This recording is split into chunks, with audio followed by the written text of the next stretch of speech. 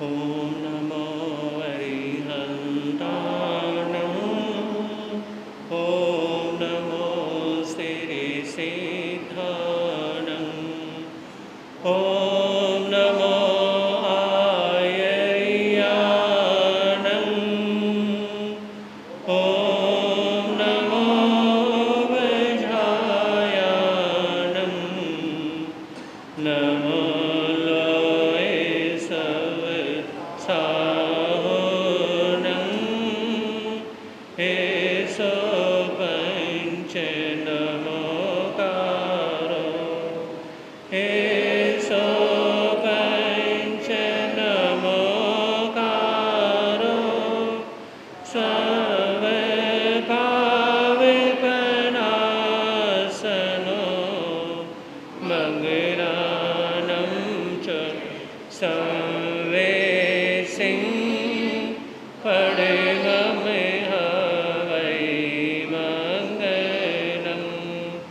मङ्गलानं च सर्वेसिं परममहवै मङ्गलम्। जिस देश में जिस भेष में जिस परिवेश में रहूं नमो अरिहंत नमो अरिहंत नमो अरिहंत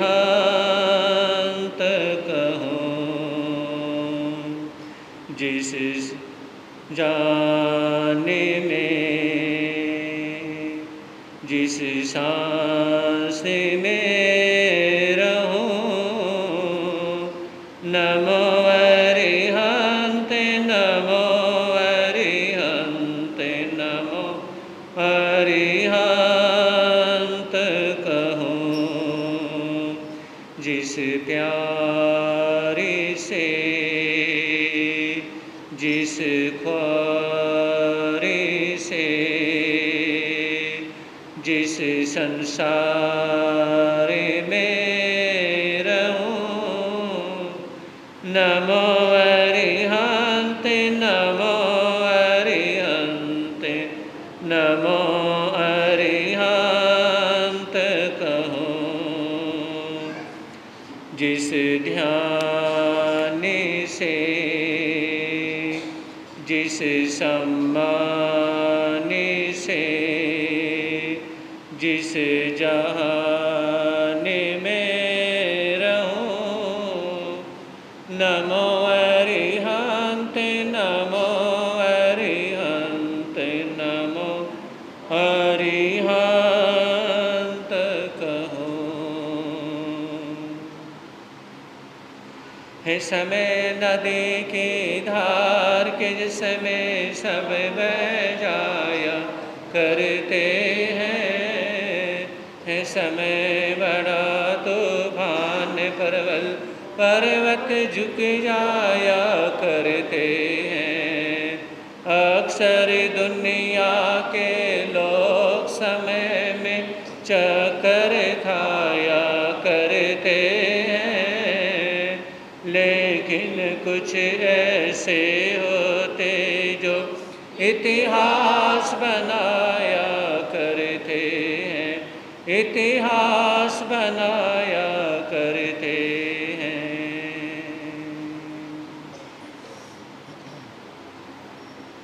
चरम तीर्थंकर श्रवण भगवान महावीर स्वामी के चरणों में कोटि से वंदन अभिवंदन। पूज्य गुरुदेव के पावन चरणों में असीम आस्था के साथ कोटि से वंदन अभिवंदन। धर्म प्रेमी बंधुओं,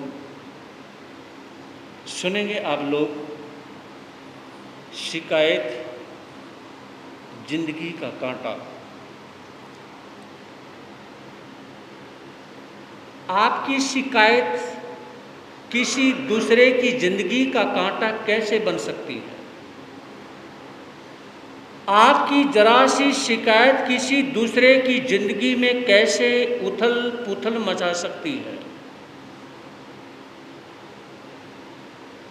किस प्रकार से जरा सी शिकायत किसी दूसरे परिवार के को हमेशा हमेशा के लिए चौराहे पर ला करके हमेशा हमेशा के लिए बर्बाद कर देती है। इसके बारे में सुने, उससे पहले मिलकर के 2 लाइनें बोलते हैं। 100 वर्ष की जिंदगी से अच्छे हैं धर्म के 2-4 दिन। 100 वर्ष की जिंदगी से अच्छे हैं धर्म के 2-4 दिन। जिंदगी की हर खुशी से अच्छे हैं धर्म के 2-4 दिन। जिंदगी की हर खुशी से अच्छे हैं धर्म के 2-4 दिन।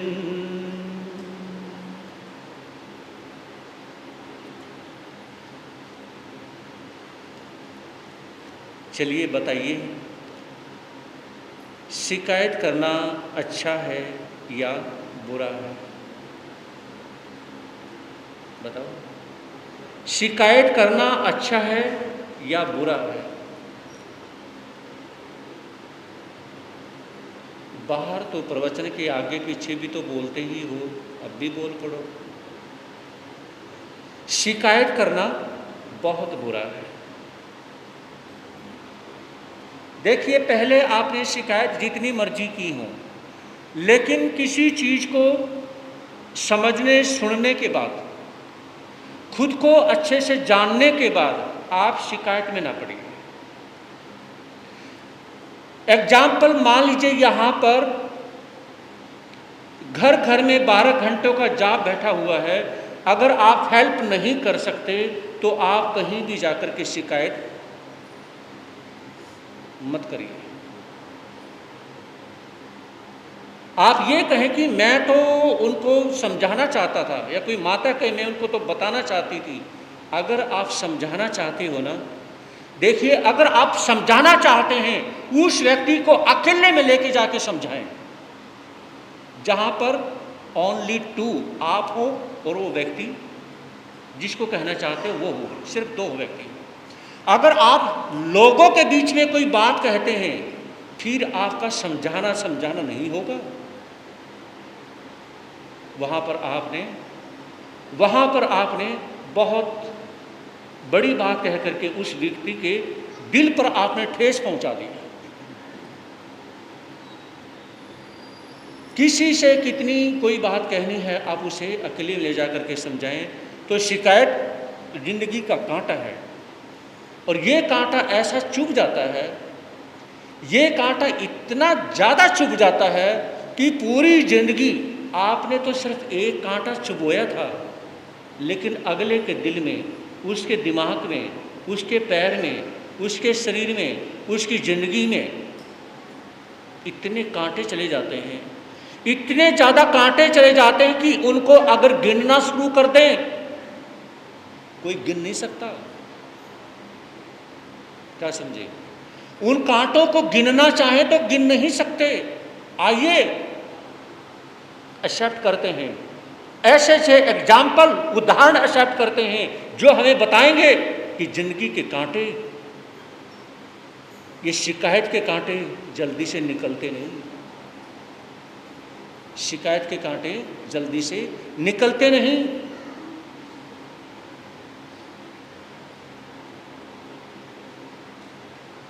जरा सी बात,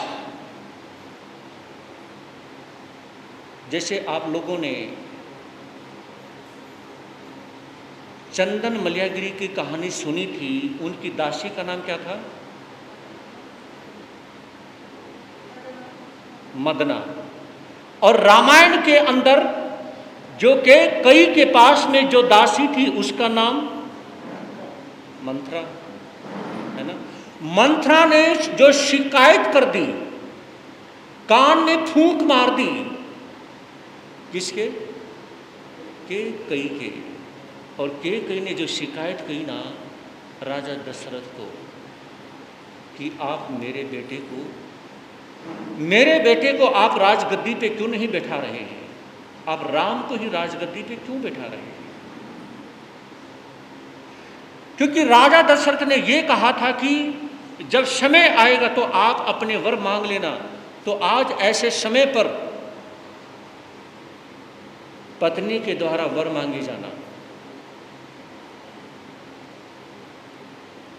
ये कहते हैं कि नारी कभी अपनी जिद को नहीं छोड़ सकती, हर चीज को छोड़ सकती है। उसमें के कई ने एक प्रकार से अपनी जिद को पालने की, अपनी जिद को हवा देने की, अपनी जिद को मनवाने की पूरी तरह से कोशिश की कि आप ऐसा करें। और राम की शिकायत कर दी।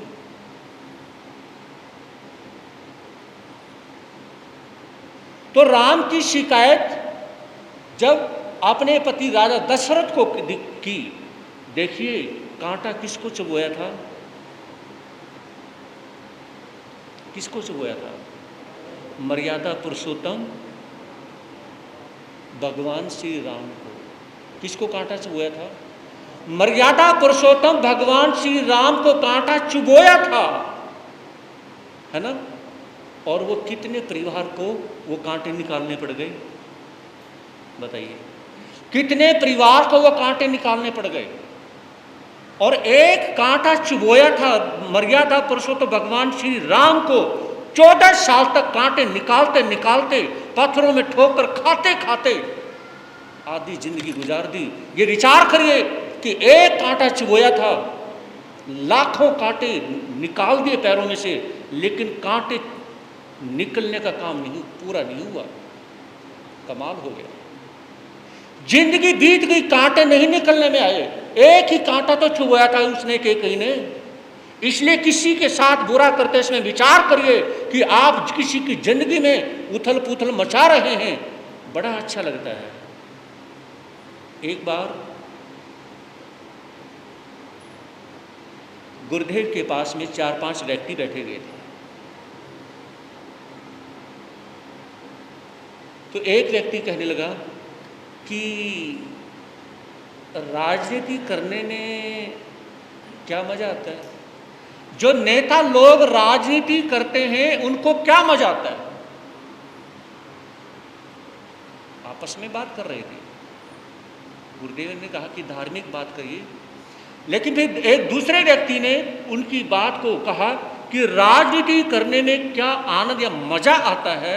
जिस प्रकार से किसी को पूरे शरीर में खुजली की बीमारी हो जाए, पित्त उपड़ जाए, तो उसको खुजाने में कितना मजा आता है? खुजाने में कितना मजा आता है? उसे पता है मैं जितना इसको कुरेदूंगा, खुजली करूंगा ना, मजा तो आएगा, लेकिन घाव होता चला जाएगा। तो उस व्यक्ति ने कहा कि राजनीति करने में इतना ज़्यादा मजा आता है, इतना मजा आता है कि उसमें कहें जैसे खुजली होने के बाद में, कोढ़ होने के बाद में मजा आता है ना, लेकिन उसके बाद में वो खुजली बहुत बड़ी सजा बनती है, और वो खुजली उसी की मौत का कारण बनती है। तो उसी प्रकार से जैसे खुजली बार बार करने से उसी की मौत का कारण बनती चली जाती है, ऐसी राजनीति करने वाले व्यक्ति अपनी ही मौत का कारण खुद बन जाया करते हैं। मैंने एक रोज आपके समक्ष एक बात कही थी कि चाणक्य ने एक बात कही थी कि मुझे राजनीति करने में कोई इंटरेस्ट नहीं, मुझे राजनीति करने में कोई इंटरेस्ट नहीं, लेकिन उल्टी खोपड़ी के जो लोग हैं इनको सबक सिखाने के लिए और अपना दामन कांटों से बचाने के लिए इसलिए थोड़ी सी राजनीति कर लेता हूं। अपना दामन बचाने के लिए, है ना। और दुनिया के जो लोग जो नहीं टिकने देते, कुछ ऐसे होते हैं ना टिकते हैं और ना टिकने देते हैं, तो मजबूरी में उनको सबक सिखाना पड़ जाए, मजबूरी में उसको समझाना पड़ जाए और अपना दामन बचाना पड़ जाए, इसलिए थोड़ी सी राजनीति कर लेता हूँ। लेकिन राजनीति करने में मेरा कोई इंटरेस्ट नहीं है, ये चाणक्य ने कहा था।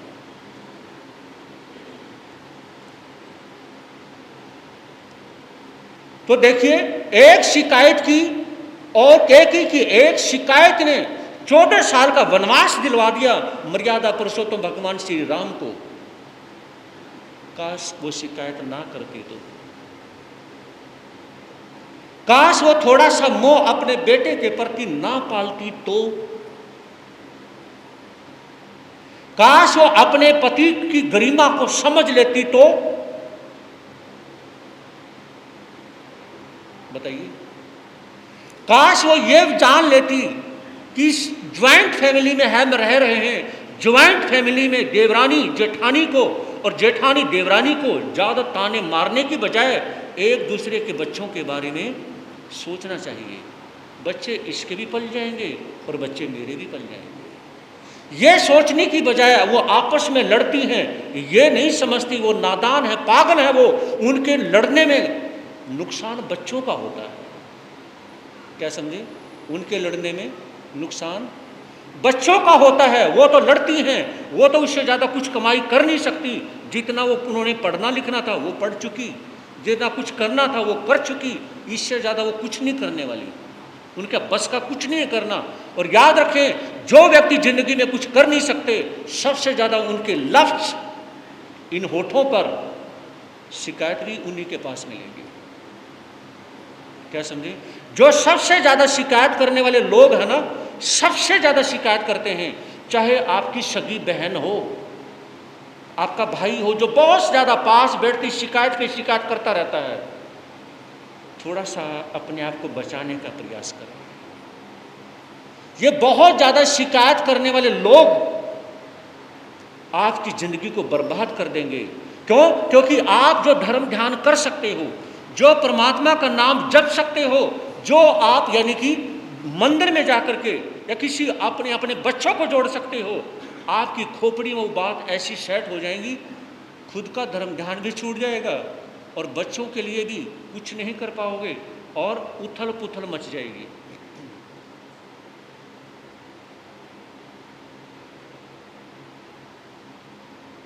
सीता राजा जनक की लाडली बेटी, कभी बुरा तो करके देखा ही नहीं, सोच के भी नहीं देखा, करने की तो बहुत दूर की बात है।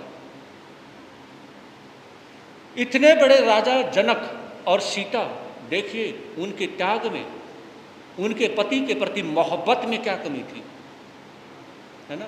लेकिन एक व्यक्ति की क्या है, जरा सी फूंक उसकी जिंदगी को भी बर्बाद कर दी। तो मेरे कहने का मतलब यह कि आज के समय में क्या है, चाहे कोई कितना भी है, जितने भी आप लोग बैठे हुए हैं, है ना, एक दूसरे से समझने की और संभलने की जरूरत है। कौन आप में से ही कौन कब किसकी शिकायत करके किसकी जिंदगी के अंदर कांटे बो दे, कुछ नहीं कह सकते। एक किसान एक खेत के अंदर थोड़ा सा बीज डालता है और कितना सारा हो जाता है, कितना सारा हो जाता है, बहुत सारा हो जाता है ना। तो उस तरह से कहा, अगर आपने किसी की जिंदगी में अच्छाई डालने की कोशिश की, तो जैसे किसान ने बीज डाला, बहुत सारा बीज हो गया, तो बहुत सारी चीज़ें होनी हैं। अगर अच्छा करोगे वो बहुत सारा हो जाएगा समय आने पर, और बुरा करोगे तो भी बहुत सारा हो जाएगा।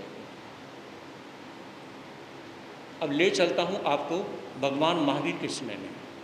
शिकायत का नज़ारा देखिए। 2 शिष्य बने भगवान महावीर के, एक गौतम और दूसरे गोसालक। गौतम भगवान महावीर के प्रति समर्पित हैं और गोसालक हमेशा अपने ही गुरु की बुराई करते हैं। क्या? अपने ही गुरु की बुराई करते हैं। एक बात नोट करोगे, अपनी डायरी में एक बात नोट करो, जिस संत की बुराई करनी हो उसके प्रवचन मत सुनो, जिस संत की बुराई करनी हो उसका मंगल पाठ मत सुनो, जिस संत की बुराई करनी हो उसके दर्शन मत करो, कभी उससे कांटेक्ट मत रखो। क्यों अपने कर्म बांधते हो? ये जिंदगी पता नहीं 10 साल की 20 साल की जिंदगी कट जाएगी, उसके बाद में कहाँ जाके पढ़ोगे? ये बताओ। मतलब ये है कि जिससे आप वास्ता नहीं रखना चाहते हैं तो उससे मत रखिए, लेकिन जिससे आप मंगल पाठ सुनते हो, मंगल पाठ किस लिए सुनते हो? अपना मंगल करने के लिए। मंगल पाठ किस लिए सुनते हो? अपना मंगल करने के लिए। और अपना मंगल करने के लिए जिस संत से मंगल पाठ सुना और उसी का अमंगल कर रहे हो, या उसी संत की चुगली कर रहे हो, मंगल पाठ सुनते हो, मेरा भला हो जाए, मुझे आशीर्वाद मिल जाए, उसी संत से आशीर्वाद लेना और उसी संत की बुराई करना। हाँ जी, मतलब ये आप लोगों के लिए नहीं है। मतलब क्या है कि बहुत जगह जाते हैं, ऐसा हो जाता है कि उसी के पास में जाना है ना, और उसी की बुराई कर देना। तो गौशालक अपने ही गुरु की बुराई करता है, अपने ही गुरु की। जब उसने उसको गुरु मान लिया तो बुराई कैसी? जब गुरु मान लिया है तो बुराई कैसी? याद रखें, गुरु और शिष्य का तो बहुत बड़ा एक धर्म से संबंधित रिश्ता है। अगर कोई किसी को फ्रेंड भी मान लेता है ना, कोई किसी को दोस्त बना लेता है, तो भी कोई उसके बारे में ना तो बुरा सुन सकता और ना बुरा। जन्माष्टमी आ रही है, जिसमें उस जन्माष्टमी हमें विशेष प्रकार से बहुत सारी शिक्षा देती है, जो हमें बताती है कि कृष्ण और सुदामा की जो फ्रेंडशिप थी, ऐसी फ्रेंडशिप कोई भी कर नहीं पाया। एक राजघराने का राजा है और एक जिसके पास में हर तरह की तंगी है, वो सुदामा। और दोस्ती देखिए, दोस्ती देखिए।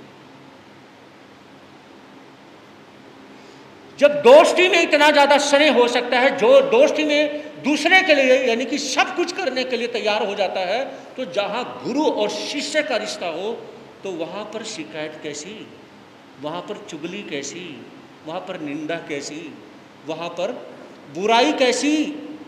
जब गुरु और शिष्य के रिश्ते में बुराई कैसे हो गई?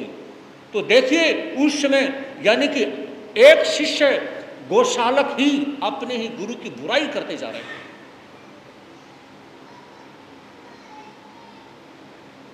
और उस समय उन्होंने अपने ही गुरु की बुराई करने के बाद में, और भगवान महावीर ने को क्या कहा जब उनको तेजोलेशा छोड़ी थी, कि 1 सप्ताह में तो मर जाओगे। भगवान तो मैं हूं, आप भगवान नहीं हो। लेकिन भगवान महावीर ने कहा, गौशालक अपने बारे में सोचो। भगवान महावीर तेजोलेशा से थोड़ी समय के लिए जो भी पीड़ा रही, दुख रहा, सब ठीक हो गया, लेकिन भगवान महावीर ने कोई दुख नहीं समझा। और गौशालक 1 सप्ताह के बाद में क्या है, जब शरीर को छोड़ के जाता है, उसमें गौतम स्वामी भगवान महावीर से पूछते हैं कि प्रभु, ये जो गौशालक जो आपके शिष्य रहे, ये मर के कहाँ जाएंगे? क्या इनका कल्याण होगा? तो भगवान महावीर ने कहा, ऐसी कोई गति नहीं, गौर से सुनना मेरी बात को, और ऐसी कोई यानी कि जीव योनि नहीं जहां पर गौशालक की आत्मा जन्म मरण नहीं करेगी। कितने टोटल? 84,000। कितने टोटल? 84,000। उसमें जीवा योनि में कहीं भी ऐसी जगह नहीं जहां पर उनकी आत्मा उस गति में ना जाए। चींटी, मकोड़ा, सांप, भेड़, चाहे चीता है, सुअर है, कुछ भी है, हर गति के अंदर, हर जीव के अंदर 84 लाख जीवों में उनकी आत्मा जाएगी। प्रभु, क्या उनकी आत्मा का कल्याण होगा? गौतम, उनकी आत्मा का भी कल्याण होगा। इतना बुरा करने वाले जो शिष्य हैं, अपने गुरु के प्रति बुरा करने वाले हैं, क्या उनका कभी भला हो सकता है? उनका कल्याण हो सकता है? हाँ गौतम, इनका भी कल्याण होगा। कैसे? क्योंकि मरने से पहले इसने क्या है, मेरे से हाथ जोड़ के मिच्छामि दुक्कडम माफी मांगी है। क्या बोलोगे? नहीं क्या? मरने से पहले मेरे से हाथ जोड़ करके माफी मांगी है और कहा, गुरुदेव भगवान मुझे माफ कर दो, मेरे से गलती हो गई, मैंने आपके साथ जो भी किया वो गलत किया है। तो उसमें उन्होंने क्या है, उन्होंने माफी मांगी है और मरने से पहले पूरी तरह से प्रायश्चित किया है, मिच्छामि दुक्कडम बोला है, माफी मांगी है। इसलिए मरने से पहले जो माफी मांग गया, जन्म मरण करने के बाद गोशाला की आत्मा भी मोक्ष में जाएगी। मतलब उनकी आत्मा भी परमात्मा बनेगी, लेकिन उससे पहले वो कितना दुख भोगेगी, कह नहीं सकते। तो ये कहा जाता है, भगवान महावीर फरमाते हैं कि आप कितना खुश हो रहे हैं दूसरे का बुरा करके, दूसरे की शिकायत करके। यहाँ एक व्यक्ति का आपने कुछ नज़ारा का देख लिया और कहीं चौराहे पर जाकर के उसकी बुराई कर रहे हो, शिकायत कर रहे हो, तो उसमें आप उसके साथ बुरा नहीं कर रहे, आने वाले जन्मों में, आने वाले भाव में आप अपने साथ बुरा कर रहे हो, अपने साथ बुरा कर रहे हो। तो ये कहा जाता है कि शिकायत करने से पहले एक बार अपने बारे में सोच लेना कि अगर कोई आपकी वो शिकायत कर दे जो आपके घर से जुड़ी हुई बात है, जो आपकी इज्जत और बेइज्जती से जुड़ी हुई बात है, अगर कोई व्यक्ति आपकी शिकायत कहीं चौराहे पे कर दे तो, इसलिए अगर कोई किस्मत का मारा दिखाई दे, अगर कोई यानी कि नंगा दिखाई दे, मतलब कोई ऐसा किस्मत का मारा दिखाई दे, कोई व्यक्ति जिसकी यानी कि एक प्रकार से जरूरी नहीं कि कोई जिस व्यक्ति ने गलती की है उसने गलती की ही हो, कोई जरूरी नहीं है, कई बार बिना गलती की भी सजा मिल जाया करती है। तो कोई व्यक्ति ऐसा दिखाई दे कि यहाँ पर इसको जरूरत है, इसकी इंसल्ट हो रही है, अपना दोसाला उतारिए और उसके शरीर पर डाल दीजिए। मतलब क्या हुआ? इसका मतलब क्या हुआ? इसका मतलब ये हुआ कि आप अपनी इज्जत से, आपका नाम है, आप दूसरे की बेइज्जती को ढकने की कोशिश करें, अपना दोसाला, अपना दुपट्टा उसके ऊपर डाल दें कि तेरी जो बेइज्जती है मैं उसको ढकना चाहता हूँ, मैं उसको ढकना चाहता हूँ। मतलब मैं नहीं चाहता कि तेरी बेइज्जती कहीं और कहीं जाए, है ना। बहुत बार, अब एक बात नोट करना, ये आप लोगों के ऊपर अटैक करेगी। बहुत बार ये कहा जाता है कि एक परिवार की बहन बेटी बहुत ज़्यादा दुख सहन करती है। गौर से सुनना मेरी बात पर, है ना। लेकिन मैं ये कहना चाहूँगा, क्या एक परिवार की बहन बेटी किसी की शिकायत नहीं करती, किसी की निंदा नहीं करती, कोई लड़ाई झगड़ा देवरानी जेठानी से नहीं करती, या किसी का दूसरे का घर उजाड़ने में, दिया सलाई जलाने में कसर नहीं छोड़ती। लेकिन एक संत हजारों प्रकार के लोगों की बातें सुनने के बाद में भी अपने पेट के अंदर सारी बातें हजम कर लेते हैं। महापुरुष ये कहते हैं, भगवान ये कहते हैं अपने साधु साधियों को, आप अपना पेट समुद्र से भी बड़ा बना लो। हो सकता है कि समुद्र की गहराई को मापा जाना कोई बड़ी बात नहीं, लेकिन अपने पेट को इतना गहरा बना लो, इतना गहरा बना लो, इतना बड़ा बना लो कि जहाँ भी, दिल्ली हरियाणा जहाँ भी जाएं, हजारों लाखों लोगों की बातें तुम्हारे पेट के अंदर खत्म होती चली जाएं। इसको किसी की बात खत्म करने के लिए इसको कब्रिस्तान बना दो, इसको शमशान घाट बना दो, दुनिया की सभी की बातें सारे अपने पेट के अंदर जला के राख कर दो, कब्रिस्तान बना दो, इसको दफना दो, सारी बातें इस पेट के अंदर दफना दो, आपको खुशी मिलेगी। क्या कब्रिस्तान बनाओ या इस पेट को शमशान घाट बनाओ, मतलब दूसरे की बेइज्जती इज्जत की जो बातें हैं उनको दफनाने के लिए, उनको खत्म करने के लिए इसमें सब कुछ दफना दो। और ये कौन कर सकता है? ये किसी परिवार की बहन बेटी नहीं कर सकती। ये सभी की बातें कौन हजम कर सकता है? ये एक संत ही हजम कर सकता है।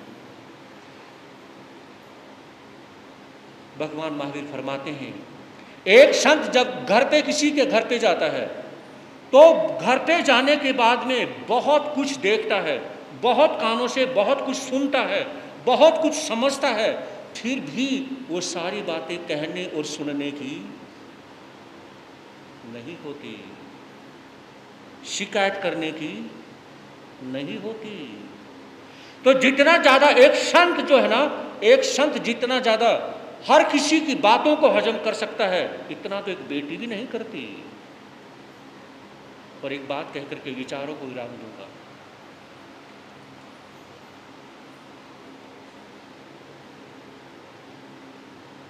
एक मां को, गौर फरमाइएगा, एक मां को अपना शराबी बेटा इतना प्यारा लगता है, इतना प्यारा लगता है कि वो उसके बारे में बहुत बुरा नहीं सोचती। और दूसरी माँ का बेटा संत भी इतना प्यारा नहीं लगता जितना एक माँ को अपना शराबी बेटा प्यारा लगता है। गलत तो नहीं कहा माता बहनों? कंपेयर हो जाए, कंपेयर नहीं करेंगे, क्योंकि एक शराबी बेटा, एक माँ का शराबी बेटा, तो वो उसको वो प्यारा लगता है, और दूसरी माँ का बेटा संत होना वो भी उतना प्यारा नहीं लगता जितना अपना प्यारा बेटा शराबी भी अच्छा लगता है। क्या समझे? आदमी जो जीवन में खोता है या पाता है, जाते जाते दुनिया में यादें छोड़ जाता है। मिलकर के बोल, आदमी जो जीवन में खोता है या पाता है, जाते जाते दुनिया में यादें छोड़ जाता है, यादें। आपने सुना था जब मंत्री बार बार कहता है पब्लिक की तरफ से, अयोध्या नगर के जो वासी लोग हैं उनकी तरफ से बार बार ये कहता कि हे राजन, हमें तो ये टेंशन खाई जा रही है कहीं आप साधु ना बन जाएं, कहीं आप योगी महात्मा ना बन जाएं और हमें अपना उत्तराधिकारी ना मिल पाए, इसलिए हम परेशान हैं। तो राजा हरिश्चंद्र हंस के कहते कि अबे मंत्री, क्या विचार कर रहे हो? मैं कोई संत महात्मा बनने वाला नहीं हूं, मैं तो उत्तराधिकारी दे के जाऊंगा। और सुन, मुझे ऐसी राजकुमारी चाहिए, कैसी चाहिए? विचार करिए।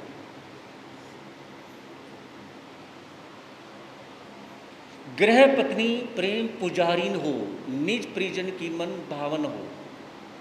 कहा कि मुझे ऐसी राजकुमारी, ऐसी पत्नी चाहिए जो सबसे पहले अगर किसी से प्रेम करती हो, जो सबसे पहले प्रेम करती हो तो वो प्रेम की पुजारीन हो। किसकी पुजारीन हो? प्रेम की पुजारीन। उसके दिल में किसी भी जीव के प्रति कोई छोटा बड़ा भाव ना हो, उसके दिल में किसी के प्रति भी जरा सा भी मन मुटाव ना हो। मुझे ऐसी राजकुमारी चाहिए। और सुनिए आगे, तन भी सुंदर, मन भी सुंदर, मति भी सुंदर, जीवन की हर गति भी सुंदर, कथनी सुंदर, कृति भी सुंदर। कहा कि वो यानी कि सुंदर हो, शरीर से भी सुंदर हो, और कहा कि मति वो अच्छे विचारों की वाली भी हो, अच्छे सोच विचारों की सुंदर हो। कहा कि ऐसी राजकुमारी चाहिए जिसकी कथनी और करनी एक हो। यहां आने के बाद में मुझे मंत्री एक लड़की से ही शादी नहीं करनी, क्योंकि जो मेरे से शादी करेगी वो अयोध्या नगरी की राजमाता भी बनेगी। तो ऐसी राजमाता जो बने, जो पूरी नगरी को संभाले, पूरी नगरी को संतान की तरह समझे, उसकी करनी और कथनी में किसी भी प्रकार का कुछ भेदभाव ना हो, ऐसी पत्नी चाहिए। कहा कि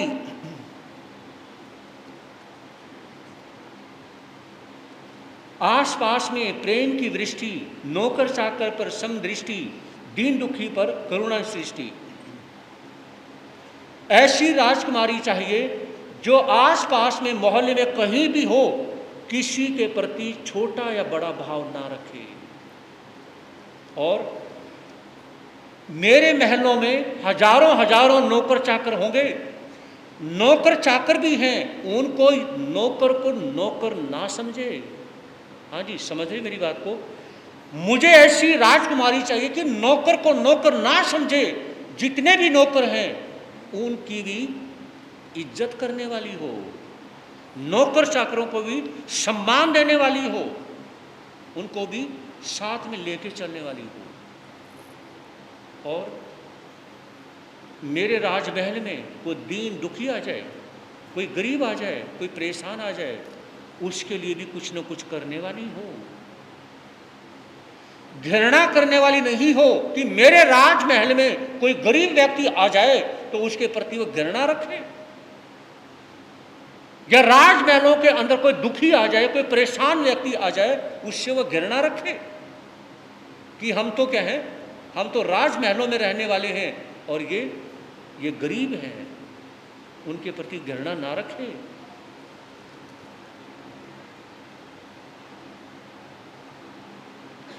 कहा कि पत्नी ऐसी हो जिस प्रकार से सावन के महीने में बारिश होती है और चारों तरफ हरा ही हरा नजर आता है, क्या हरा ही हरा नजर आता है, खुशहाली नजर आती है, तो उसी प्रकार से उस राजकुमारी के अंदर सभी के प्रति मैत्री की भावना, अच्छी भावना हो। भीम भयंकर कष्ट है किंतु अमरपति संग रहे, एक शब्द बुरा न कदापि कहे, वह सजनी गृह सुख साधन हो, गृह पत्नी प्रेम पुजारिन हो। क्या कहा कि बड़े से बड़े दुख आने के बावजूद भी वो मुझे छोड़ करके मायके ना चली जाए। क्या बहुत बड़ा दुख आने के बाद में ये कहते हैं कि दुख में पत्नी का पता चलता है कि वो कितना प्यार, कितनी मोहब्बत करती है। दुख आने के बाद में वो मुझे छोड़ करके ना जाए और हमेशा पति के संग रहे, किसी भी प्रकार की टेंशन, परेशानी, दुख, सुख है, हमेशा मेरे कदमों से कदम बना करके, कदमों से कदम मिला करके वो चले। कहा कि एक शब्द भी वो किसी को बुरा ना कहे, कभी उसके मुंह से कोई शब्द बुरा ना निकले। और कहा कि वो ऐसी सजनी हो जो हर तरह के सुख साधनों की से भरपूरित हो। कहा कि वो प्रेम पुजारिन हो, वो इस प्रकार से मेरी पत्नी हो कि हमेशा मुझे बिना बताए ही वो मुझे समझने वाली हो, वो घर परिवार को, इस घर परिवार को अपना समझने वाली हो, कभी भी किसी भी पड़ाव में, दुख में, परेशानी में वो अपने मायके वालों से कांटेक्ट करने वाली ना हो। और आज तो ज़्यादा कांटेक्ट किससे रहता है। अब एक बात कहूँगा यहाँ पर, शादी के बाद में, हाँ जी गौर फरमाना, शादी के बाद अगर कोई लड़की ज़्यादा से ज़्यादा मम्मी से, बहन से, है ना, या बुआ जी से, मतलब उनसे ज़्यादा कांटेक्ट रखेगी, उसका घर तो भगवान भी नहीं बसा सकते। जो मम्मी से, बहन से या बुआ इत्यादि से, मतलब लेडी, किसी भी लेडी से अगर वो कांटेक्ट रखेगी, उसका घर तो उजड़ सकता है। और जो लड़की शादी के बाद में अपने पापा से ज़्यादा कांटेक्ट रखेगी, अपने भाई से ज़्यादा बात शेयर करेगी, उसके घर को कोई उजाड़ नहीं सकता। समझे नहीं? जो मम्मी से ज़्यादा फ़ोन पे हेलो हेलो जो ज़्यादा बात करेगी, या बहन से करेगी, या कोई स्कूल की फ्रेंड से करेगी, या बुआ इत्यादि से करेंगी, तो उसका घर कभी भी उजड़ सकता है। और जो भाई से बात करेगी शादी के बाद, और या अपने पिताजी से करेगी, उनका घर कोई उजाड़ नहीं सकता। समझेगी बात को? उसका घर कोई उजाड़ नहीं सकता, क्योंकि जेंट्स की आदत होती है, चाहे वो भाई के रूप में है, चाहे वो पिता के रूप में है, वो बात को ख़त्म करना जल्दी पसंद करते हैं। समझ रहे हो? नारी जल्दी से किसी बात को ख़त्म नहीं करती, और आदमी उस बात को हाथ जोड़ के माफ़ी मांग के किसी तरह से कर करा के उसको ख़त्म कर देता है ना? और नारी दिल का पहाड़ बना देती है। तो जो पिता से या भाई से शेयर जो करती हैं, तो वो अपनी लाइन से भटकती नहीं है, क्योंकि भाई और जो पिता हैं वो किसी भी परेशानी में समाधान करते हैं। वो जल्दी से अपनी बहन का, जल्दी से अपनी बेटी का घर उजड़ने नहीं देते। क्या समझे? जल्दी से उजड़ने नहीं देते। और जो और है वो जल्दी से क्या है, फ़ोन पे इतनी ज़्यादा बातें सारा दिन होती हैं, वो जल्दी से, आज के समय की बात ये है, पहले की कुछ और, वो जल्दी से घर बसने नहीं देती, और पिताजी और भाई क्या है, वो जल्दी से उजड़ने नहीं देते। बहुत कड़वी सच्चाई है ये। तो भाई और यानी कि पिता के जो बेटी बहन जितना नज़दीक रहती है, उसका घर बसा रहता है। और अधिक्या मंत्री को राजा ने निज मत समझाया, अवसर आने पर पत्नी के भरने का पर्ण बतलाया। कहा कि मंत्री और पत्नी कैसी हो, और बहुत सारी बातें, जैसा समय आएगा, जब देखने की बात आएगी, राजकुमारी को पसंद करने की बात आएगी, तो और बातें मैं फिर बाद में बता दूंगा। बीते कुछ दिन यों ही आया मास बसंत मनोहारी, त्रिकटी नटी ने शोभा वर्ण की अति है प्यारी प्यारी। वन उपवन में तरुमाला पर सुंदर हरियाली छाई, शीतल मंद सुगंध पवन में अभिनव मादकता आई। क्या होता है, बहुत समय निकल जाता है, और जो बसंत का मौसम आता है फरवरी के महीने का, तो बसंत का जो मौसम आता है ना, वो मौसम आने के बाद में एक बार राजा हरिश्चंद्र का मन किया कि चलो थोड़ा घूमने के लिए, थोड़ा सा दूर टहलने के लिए चलते हैं। और इस तरह से मंत्री को कहा कि मंत्री तैयारी करो, मेरा घूमने का मन हो रहा है। तो उसमें जो कौशल के जो अधिनायक थे, जो राजा हरिश्चंद्र के हैं, वो अपने मंत्री के साथ घूमने के लिए बहुत दूर निकल जाते हैं, बहुत दूर निकल जाते हैं, अपनी नगरी से दूर, और जो दूसरी नगरी थी उसके नज़दीक पहुंच जाते हैं। और कहाँ पहुंच गए, जरा सुनिए। कौशल की पश्चिम सीमा पर शौनप्रस्थ एक पुरवर है, देवरात राजा है जिनको पाकर आनंद घर घर है। राजा हरिश्चंद्र ने डेरा डाला वही सरोवर पर, देख देख पर मुदित होते हैं शोभा उपवन की सुंदर। अपनी नगरी से दूर जाने के बाद में एक नगरी है शौनप्रस्थ, है ना, वहाँ पे नगरी के बाहर जो उद्यान था, बगीचा था, वहाँ पर पेड़ के नीचे आराम से बैठ जाते हैं। चलो थोड़ा सा सुस्ता लेते हैं, थोड़ी सी थकान उतार लेते हैं। तो वहाँ पर क्या है, वहाँ पर राजा हरिश्चंद्र मंत्री के साथ वहाँ पर अपना डेरा डाल लेते हैं। बड़ा अच्छा है। देखिए, इस नगरी का राजा भी बहुत अच्छा होगा, जो चारों तरफ हरियाली है, हरियाली कर रखी है। और देखिए कैसी हरियाली नटी की तरह कैसे नाच कर रही है, चारों तरफ प्रकृति कितनी सुंदर है, पौधे हैं, है ना, पक्षी चहचहा रहे हैं, कितना अच्छा वातावरण है। तो उसमें बगीचा था, और साथ में ही वहाँ पर एक सरोवर, एक बहुत साफ सुथरा तालाब भी था। अब एक घटना घटित होती है। बहुत बड़ी घटना घटती है और राजा हरिश्चंद्र के ऊपर बहुत जबरदस्त क्या है प्रभाव डालती है। क्या घटना घटित होती है? राजकुमारी देवरात की, क्या राजकुमारी देवरात की श्रेष्ठ सुंदरी श्री तारा निज सखियों के साथ सरोवर आई शुभ स्नेहागारा, पुष्पहार रच कर नानाविध क्रीड़ा कौतिक करती है, स्फटिक स्वच्छ गंगा धारा सी राजा का मन हरती है। जो सोनप्रस्थ नगरी थी ना, उस नगरी के राजा जिसका नाम है राजा देवरात, तो राजा देवरात की जो बेटी है, जो राजकुमारी है, उसका नाम तारा। तो तारा अपनी सखियों के साथ में उछलती कूदती अटखेलियां करती मस्ती करती हुई क्या है, जो तालाब था उस तालाब की तरफ आती है। जैसे ही आवाजें आई ना, तो हरिश्चंद्र एकदम तैयार होते हैं, आवाजें कहाँ से आ रही हैं? तो देखा कि अरे अच्छा, ये सोनप्रस्थ जो नगरी है ना, इस नगरी के राजा मंत्री, इस नगरी के राजा का नाम क्या है? ताकि राजन देवरात है।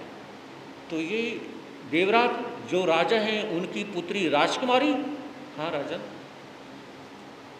तो वो जैसे सखियों के साथ आ रही है तो हरिश्चंद्र उनको देखने लग जाते हैं और देखते देखते क्या है, जो क्रीड़ा करती है और मस्ती करती है, पान तालाब के पास आती हैं और सारी सखियां, क्योंकि एक जैसी यंग एज जो होती है उसमें जब एक जैसे होते हैं, आप जो बुजुर्ग बैठे हुए हैं ना, जो बुजुर्ग बैठे हुए हैं, अगर आपके बचपन का दोस्त जिसके साथ छोटे छोटे थे, जब हाथ पकड़ के स्कूल जाया करते, अगर वो दोस्त फ्रेंड मिल जाए जिससे आप सारी बातें शेयर करते हो, तो आप इस उम्र को भूल जाओगे, आप बचपन की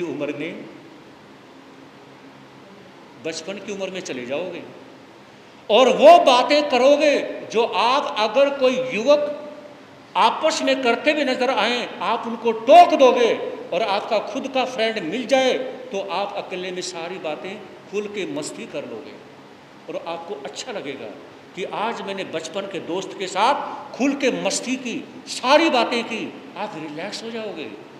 आप किसी मूवी के देखने से, है ना, या कुछ और कार्य करने से इतना रिलैक्स नहीं होगे जितना अपने बचपन के फ्रेंड मिलने से, उसके साथ बातें करने से आप रिलैक्स हो जाओगे, है ना।